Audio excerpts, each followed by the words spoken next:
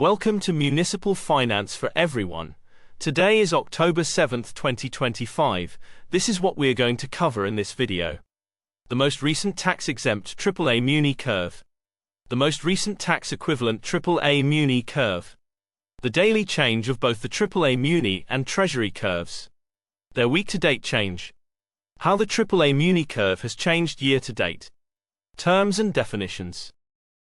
Let's go over the most recent composite tax-exempt Muni AAA curve. The following composite tax-exempt yield curve is based off the most recent ICE, TradeWeb, Bloomberg yield curves that are available on the MSRB website, plus some proprietary extra adjustments, as of October 6, 2025. The one-year composite tax-exempt yield is 2.38%. The two-year yield is 2.32%. The three-year yield is 2.3%. The 5-year yield is 2.34%. The 10-year yield is 2.89%. The 20-year yield is 3.83%. The 30-year yield is 4.11%. Let's now go over the most recent composite tax-equivalent Muni AAA yield curve. The following graph shows, in red the tax-exempt after-tax Muni yield curve, versus in blue its tax-equivalent pre-tax version assuming a 40.8% top tax bracket, as of October 6, 2025. Why would you care to see the tax-equivalent version of the Muni yield curve? More on this later. Let's first go over the pre-tax, aka tax-equivalent yield curve. The one-year tax-exempt yield is 2.38%. Corresponding to a 4.02% tax-equivalent yield for investors in the top tax bracket. The two-year tax-equivalent yield is 3.92%. The 5-year tax-equivalent yield is 3.95%. The 10-year tax-equivalent yield is 4.87%. The 20-year tax-equivalent yield is 6.48%. The 30-year tax-equivalent yield is 6.95%. Let's now go over the tax-equivalent Muni AAA yield curve versus the US Treasury Curve. The reason why investors and financial professionals care about Muni's tax-equivalent yields is to simply have the ability to compare them against US Treasury yields, which are pre-tax yields. Observing the current graph, we can see that currently all the Muni tax-equivalent yields, based off a 40.8% tax rate, are above Treasury yields. When this scenario happens, it may be less convenient for investors to buy US Treasury bonds. For example, if you wanted to buy a 30-year bond, a AAA Muni bond would yield 6.9% compared to a lower yield of 4.8% from a Treasury bond. What if your tax rate, instead of being 40.8%, is for example 27.8%? You may wonder if Muni yields are higher or lower than Treasury yields if you are in a lower tax bracket. As of 2025, single filer earning between $103,000 and $197,000 would fall in this tax bracket. More on tax brackets later. Observing the current graph, we can see there are still some parts of the tax-equivalent Muni curve, displayed in red, currently trading above the Treasury curve, displayed in blue. Back to the tax-exempt version of the Muni curve. Municipal traders and portfolio managers often compare how cheap or rich municipal bonds are versus treasuries by looking at the ratio curve. For each maturity of the curve, we simply compute the ratio between tax-exempt Muni yields and Treasury yields. In general, the closer to 100% a ratio is, the cheaper Muni bonds are. More on ratios at the end of the video. The current one-year ratio is 64%. The 2 years ratio is 64%. The 5 years ratio is 62%. The 10 years ratio is 69%. The 20 years ratio is 84%. The 30 years ratio is 89%. Let's now go over how the Muni AAA tax-exempt curve has changed since the prior business date. The graph displayed on the top-hand side shows the most recent curve versus the prior day curve. The bar plot on the bottom-hand side shows instead the difference between the two curves in basis points. As we can see, the entire Muni yield curve moved higher between 0 and +2 basis points. Munis and Treasuries daily change. This graph shows how both Munis and Treasury yield curves have changed versus the prior business date. They usually tend to move in the same direction, even though it's not uncommon to see days during which they move in the opposite directions. In general, daily changes between -2 and +2 basis points are quite common. Daily yield changes greater than 5 basis points indicate days with a high level of volatility. Compared to the prior day, Treasury bonds sold off across the curve.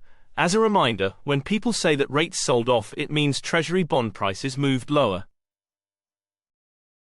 This graph is similar to the previous one, but instead of showing how interest rates have moved versus the prior day, they show how much they have changed since the end of the previous week. The current bar plot shows how Munis and Treasuries have changed since last Friday. Let's now go over how the Muni AAA tax-exempt curve has changed year to date. The graph displayed shows on the top-hand side the most recent AAA Muni curve versus the curve at the end of last year. The bar plot on the bottom-hand side shows instead the difference between the two curves, meaning how much each tenor of the Muni curve has changed in basis points. The 1-year tenor changed -51 basis points. The 2-year tenor changed -54 basis points. The 5-year tenor changed -53 basis points. The 10-year tenor changed -16 basis points. The 20-year tenor changed 22 basis points. The 30-year tenor changed 22 basis points. This graph is similar to the previous one, but instead of showing how interest rates have moved versus the prior day, they show how much they have changed since the end of the previous week. The current bar plot shows how Muni and Treasuries have changed year to date.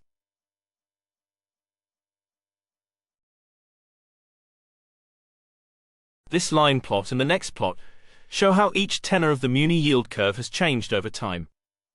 From the 31st of August 2023 to the 6th of October 2025, the 1-year yield has dropped from 3.24 to 2.34.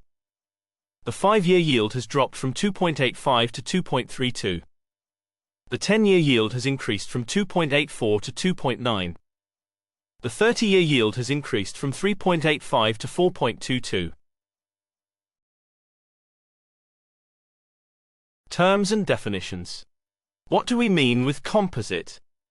Every day, thousands of Muni bonds are traded, as you can freely see on the EMA website. Different data providers like ICE, Tradeweb, Bloomberg, to name a few, provide their model-implied Muni AAA yield curve. Given that it's very difficult to tell which curve is more accurate on any given date, we compute for every tenor the average off the yield curves available to us, plus some extra adjustments. Currently, we manually capture yield curves and bonds yields available from the EMA MSRB portal. What do we mean with tax-exempt yield? Yield is one way to measure how much return you earn each year when you invest in a bond. Meaning, yield is usually an annualized measure. For example, if you invest $1,000 in a bond with a 5% yield, and it matures in 1 year, you'll get $50 in interest plus your $1,000 back 1 year from now. But most bonds are taxable, meaning you must pay your ordinary income tax on that $50. If you're in the highest tax bracket, currently 40.8%, your after-tax interest actually received would be $50 times 1 minus 40.8%, and that's equal to $29.60. This means your true after-tax yield is 2.96%, not 5%.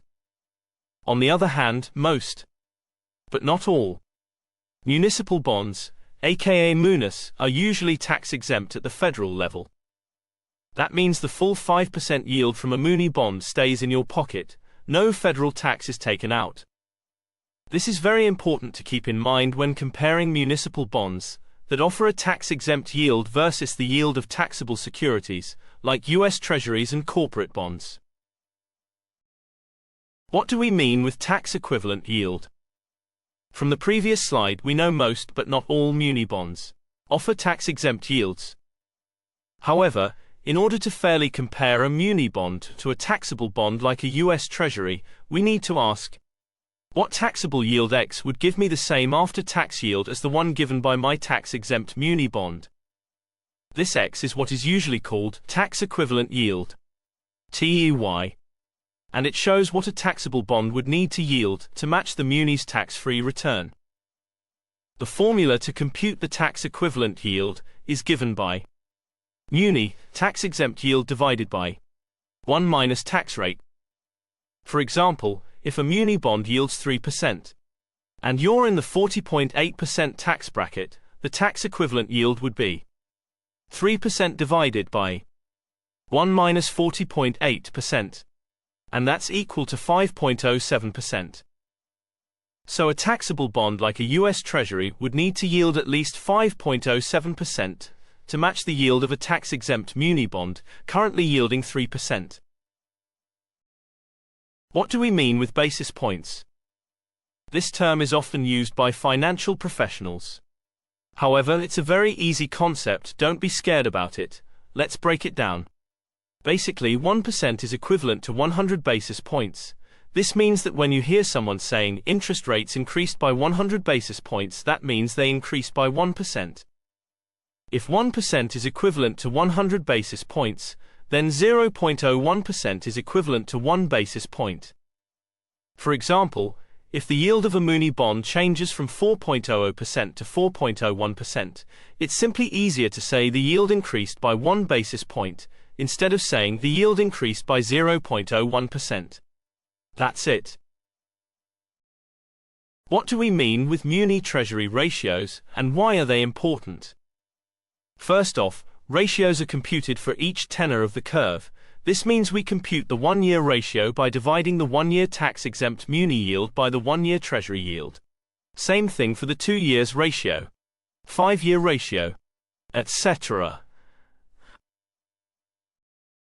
Why do we compute ratios? They are one-way portfolio managers and traders use to measure the relative value between municipal bonds and treasuries. Treasuries are the risk-free benchmark, backed by US government. Munis are obligations issued mostly by states and cities. Therefore, professionals want to know, am I getting enough extra yield in munis compared to risk-free treasuries? If, for example, the 30-year ratio is 100%, that means the 30-year tax-exempt muni yield is the same as the 30-year treasury yield. However, the treasury yield is taxed, whereas the muni yield usually is not. Hence, in this case, you'd be better off holding a muni bond. In general, if the ratio is below 100%, one may think munis are rich compared to treasuries. In reality, we should always wonder, how does the current ratio look like compared to its own history? What's the average ratio over the past year? Let's make an example.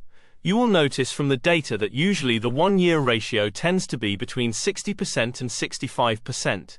Hence, if the current 1-year ratio is, for example, 70%, even if this value is less than 100%, the current value would still be quite high compared to its historical average.